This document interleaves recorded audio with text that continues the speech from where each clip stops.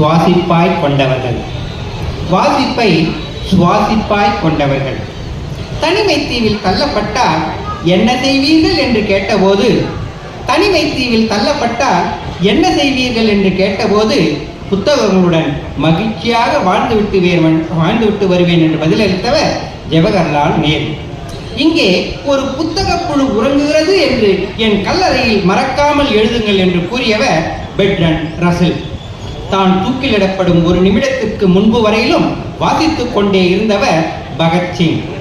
வேறு எந்த சுதந்திரமும் வேண்டாம், சிறையில் புத்தக வாசிப்பை மட்டும் அனுமதிக்க வேண்டும் என்று கேட்டுக்கொண்டவர் நெல்சன் மண்டேலா.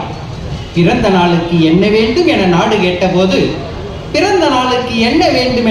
கேட்டபோது புத்தகங்கள் வேண்டும் என்று தயங்காமல் கேட்டவர் லெனின். மனிதனின் மிகப்பெரிய கண்டுபிடிப்பு எது என்று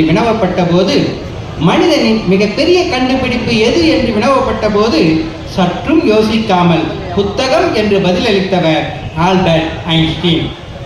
ஒவ்வொரு படமும் நடிக்க ஒப்புக்கொள்ளும் பொழுது வரும் முன்பணத்தில் முதல் $100 புத்தகம் வாங்கியவர் சார்லி சாப்ளின். எங்கே தங்க விரும்புவீர்கள் என்று லண்டன் தோழர்கள் கேட்டபோது எது நூலகத்திற்கு அருகில் உள்ளது என கேட்டவர் டாக்டர் அம்பேத்கர்.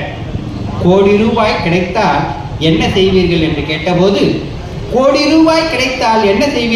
கேட்டபோது ஒரு நூலகம் கட்டுவேன் என்று பதிலளித்தவர் மகாத்மா காந்தி. குடும்பத்தை விட்டு வெளியேறுங்கள் என்று தூக்கி எறியப்பட்ட போது நூலகம் சென்றவர் பேரறிஞர் இங்கர்ஹார்ட்.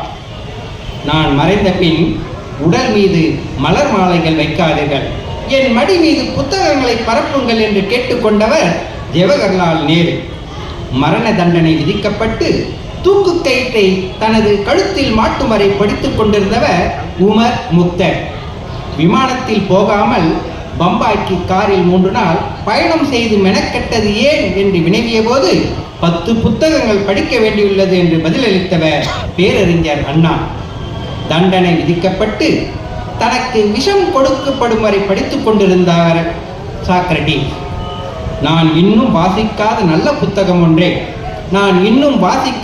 புத்தகம் ஒன்றை வாங்கி வந்து என்னை சந்திப்பவனே என் தலை சிறந்த நண்பன் என்று கூறியவர் ஆபிரகாம் லிங்கன். நன்றி, வணக்கம்.